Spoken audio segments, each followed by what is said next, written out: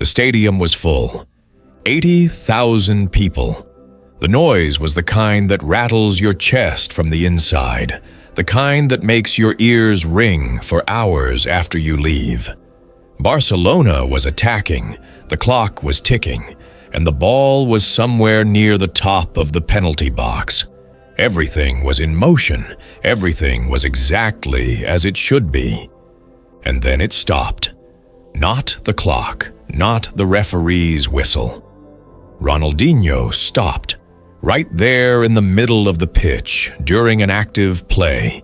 With the ball still rolling and his teammates calling his name, he simply stopped moving. He turned his body away from the goal, away from the ball, away from everything that was supposed to matter in that moment, and he looked up into the stands. Not scanning, not searching casually. He was looking at one specific spot with the kind of focus that tells you something has already been decided. Then he started walking toward the crowd. Nobody in that stadium understood what they were watching. The referee blew his whistle. One of the coaches shot up off the bench. A defender from the opposing team actually laughed because he thought it had to be some kind of joke. But Ronaldinho did not stop walking. He kept moving toward the advertising boards along the sideline, stepped over them without breaking stride, and started climbing the steps into the lower section of the stands.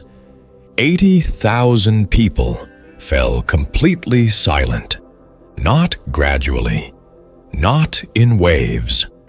All at once, as if the sound had been cut with a switch. And the man sitting in row 12, seat 31, section Delta, had no idea any of this was happening. He was sitting with his head down, his hands pressed flat against his knees, staring at something resting on his lap. A small Barcelona jersey, child-sized, number 10 on the back, the name across the shoulders barely readable from even a few feet away. The man's shoulders were shaking. He was not watching the game. He had not been watching the game for quite some time. His name was Thomas Hendricks. He was 44 years old, originally from Columbus, Ohio, and he had been living in Barcelona for 6 years, working as a structural engineer for a construction firm. He had moved there with his wife, Sarah, and their son, Danny. Danny was 11 years old when they arrived in Spain, which meant he grew up watching Barcelona play. He grew up watching Ronaldinho. And at some point during those years, and watching became something closer to a religion. Danny Hendricks had never seen a live match at Camp Nou. It was not for lack of trying on Thomas's part. Tickets were expensive and often impossible to get on short notice. Thomas had tried twice through the club's official channels. He had tried through a co-worker who knew someone on the inside. He had even stood in line at a ticket booth at 6 in the morning once, only to find out the section he wanted had been sold out since March. Danny was always understanding about it. He never complained. He had a poster of Ronaldinho on his bedroom wall and a worn-out replica jersey he wore so often the fabric had gone thin at the elbows, and he always said the same thing when another attempt fell through. "We'll get there, Dad. It'll happen when it's supposed to happen." Thomas had finally gotten the tickets in October, 2 of them, section Delta, row 12. He had driven home from the ticket office and sat in the car for a few minutes before going inside because he wanted to hold on to the feeling for just a little longer before he shared it. He was going to surprise Danny. He was going to put the tickets in an envelope and leave them on the kitchen table before Danny came home from school. He never got to do that. 4 days before the match, Danny was on his bicycle, coming home from a friend's apartment 6 blocks away. A delivery truck ran a red light at an intersection on Carrera de Provenza. The driver never saw him. Danny was taken by ambulance to a hospital de la Val d'Hebron. He died 3 hours later of a traumatic brain injury. He was 13 years old. Thomas Hendricks did not sleep for the next 4 days. He barely ate. He sat in Danny's room for long stretches of time, without any particular reason. Just sitting there, looking at the poster on the wall and the worn-out jersey folded on the desk and the small pile of Barcelona stickers Danny had been meaning to put in a collector's album. Sarah stayed close to him, but neither of them had much to say. There are things that language was simply not built to carry. On the morning of the match, Thomas got up before Sarah was awake and stood in the kitchen for a long time. He did not make coffee. He stood there with the 2 tickets on the counter in front of him and thought about throwing them away. He thought about burning them, actually, because the sight of them made the inside of his chest feel like something had collapsed. But then, he looked down the hallway toward Danny's room and he thought about what his son always said. It'll happen when it's supposed to happen. Thomas took the tickets. He took Danny's small Barcelona jersey. He put on his coat and he went to the stadium alone. He did not intend to tell anyone why he was there. He was not looking for attention or sympathy. He sat down in his seat and he put Danny's jersey on his knees and he watched the warm-ups through eyes that did not really see what was in front of them. Around him, thousands of people were laughing and singing and drinking and arguing about the starting lineup. Thomas sat with his hands flat on his son's jersey and waited for the game to start. He had been to one other match at Camp Nou, just once, maybe 2 years earlier, with some colleagues from work. He remembered almost nothing about the game itself, but he remembered the noise. He remembered how the sound seemed to have weight, how it pressed against your skin from all directions. He had called Danny from outside the stadium after the match and spent 20 minutes describing every detail he could remember. Danny had been furious with him, in the warmest way possible, for going without him. Now Thomas sat in silence inside the loudest place he had ever been. Somewhere around the 28th minute, Ronaldinho received a pass near the center circle. He controlled it easily, turned to survey his options, and did what he always did in those moments, which was to pause just long enough to let the defenders think they understood what was coming before doing something that made them look foolish. But instead of turning toward the action, his eyes moved upward. They swept across the lower stands, the way you look at something when you are not sure you saw what you thought you saw. He had seen Thomas. More specifically, he had seen the jersey on Thomas's knees. Ronaldinho had sharp eyes and a particular kind of attention that some people develop when they spend enough time reading crowds. He had noticed the stillness. In a section where everyone was in constant motion, this one man was completely still. He had noticed the way the man's shoulders were moving, and he had noticed the small jersey, the size of it, the number on the back. Ronaldinho had a young son of his own. He took one more look, just long enough to confirm what he had seen, and then something in him settled into a decision the way a stone settles to the bottom of a river. He did not overthink it. He did not calculate the consequences. He simply began walking. The referee blew his whistle. Ronaldinho did not stop. His teammate, running up on his left side, grabbed his arm and said something. Ronaldinho gently removed the hand from his arm and kept walking. By the time he stepped over the advertising boards and started up the concrete steps, the noise in the stadium had dropped to almost nothing. People in the nearby sections stood up to see better. People farther away stood up because the people closer to them were standing up. Within 40 seconds, my 80,000 people were standing in complete silence, watching a man in a Barcelona jersey walk up a staircase in the middle of a match. Thomas did not look up until Ronaldinho was standing directly beside him. He did not react the way most people react when they realize who is standing next to them. There was no gasp, no reaching for a phone. He just looked up slowly with the red-rimmed eyes of someone who has cried so much in the past 4 days that the well has mostly run dry, and he stared at Ronaldinho without saying anything. Ronaldinho sat down in the empty seat beside him. He looked at the jersey on Thomas's knees. He looked at Thomas's face. He said nothing for a long moment. Then he reached out and placed his hand over Thomas's and left it there. Thomas looked down at Ronaldinho's hand.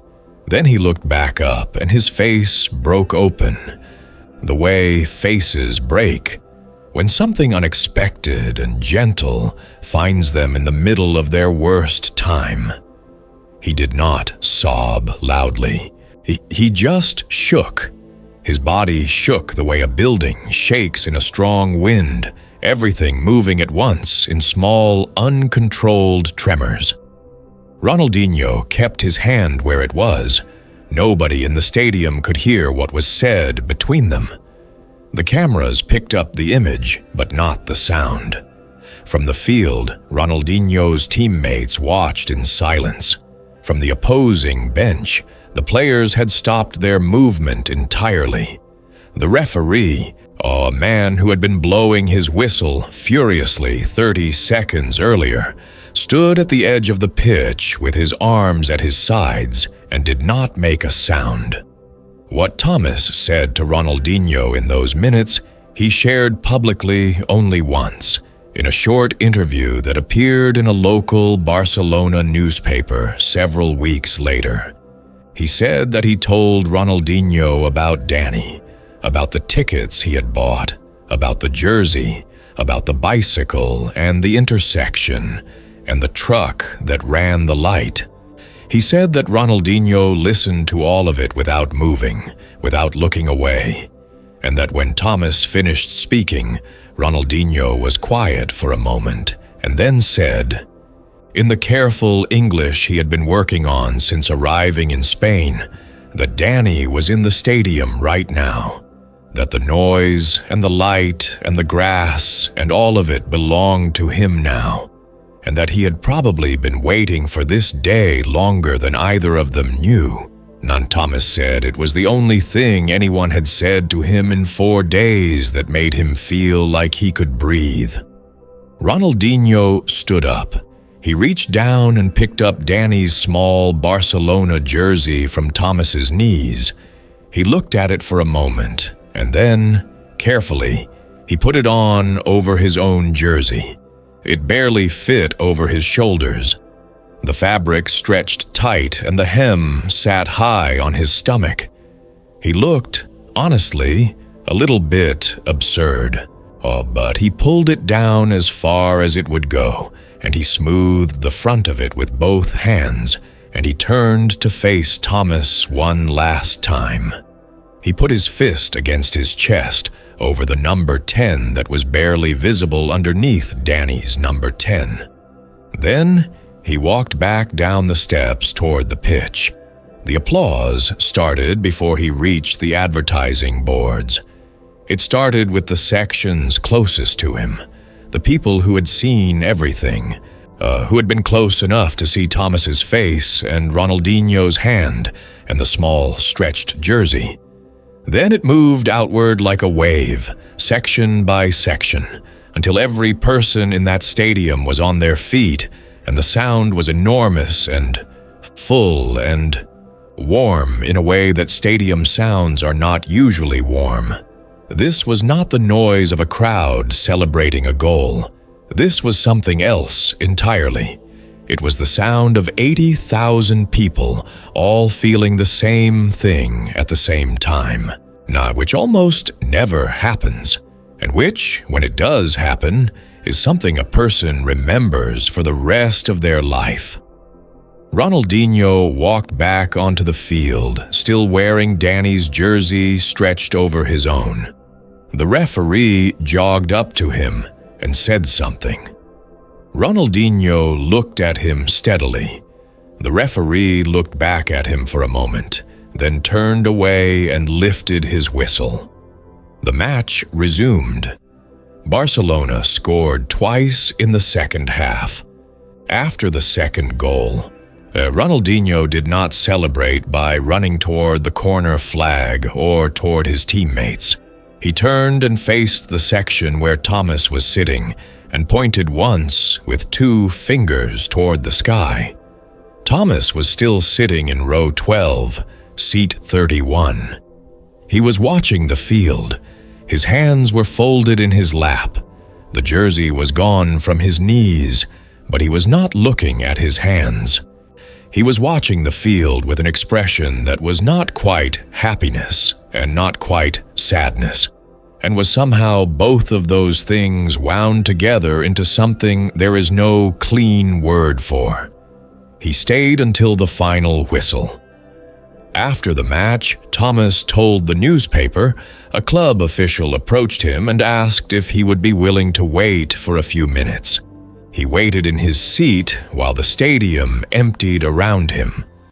20 minutes after the final whistle, Ronaldinho came up the steps from the field in his regular training gear and sat down in the same seat he had sat in during the match.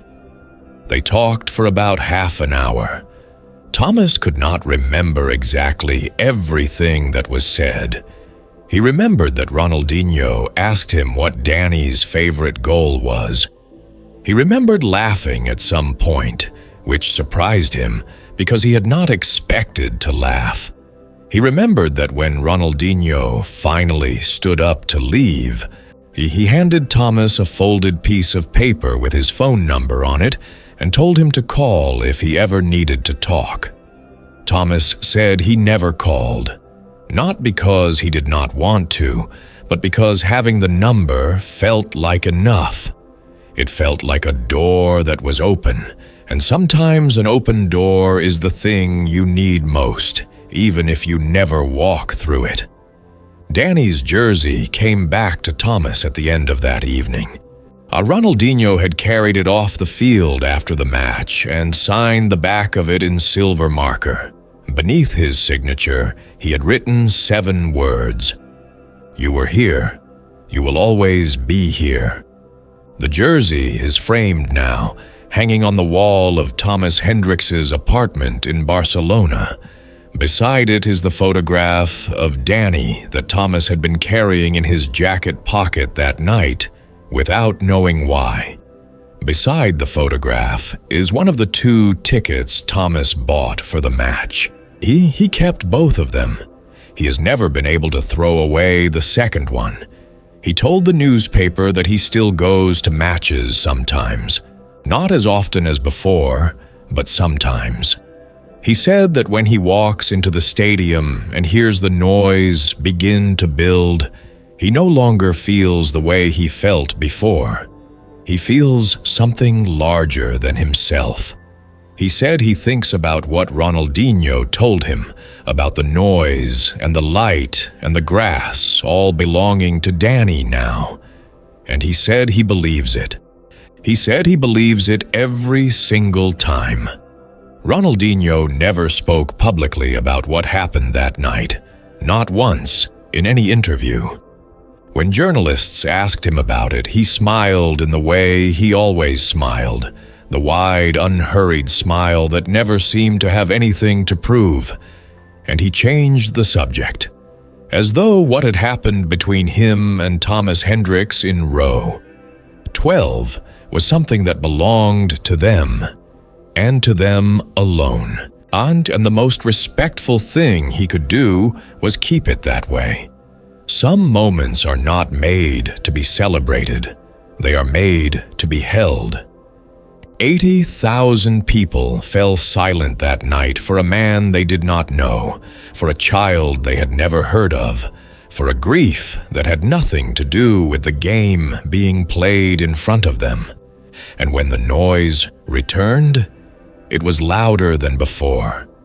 Not because something had changed, but because something had been understood. Ronaldinho played football with his whole body and his whole mind, and on most nights, that was more than enough to leave an entire stadium speechless. But there was one night when he left an entire stadium speechless by putting down the ball and walking away from it. That was the night they talked about for years afterward. Not the goals, not the final score, the walk up the steps, the hand placed over another hand, the small stretched jersey, and the silence. Thomas Hendricks still lives in Barcelona. He visits Camp Nou once a year, always in October, always in the same seat. He brings Danny's signed jersey with him in a bag and holds it the way Danny used to hold things he loved, carefully and without letting go. He never told anyone which seat it was. He did not need to. The people around him always seemed to understand, without explanation, that something quiet and important was happening beside them. If this story moved you, I hit the like button right now and subscribe to this channel. We tell the stories behind the sport, the ones that never make the highlight reel, but stay with you forever. Every week, we bring you a new story about what happens when competition steps aside and something deeper takes over. Subscribe so you never miss one. And drop a comment below telling us what this story meant to you. We read every single one.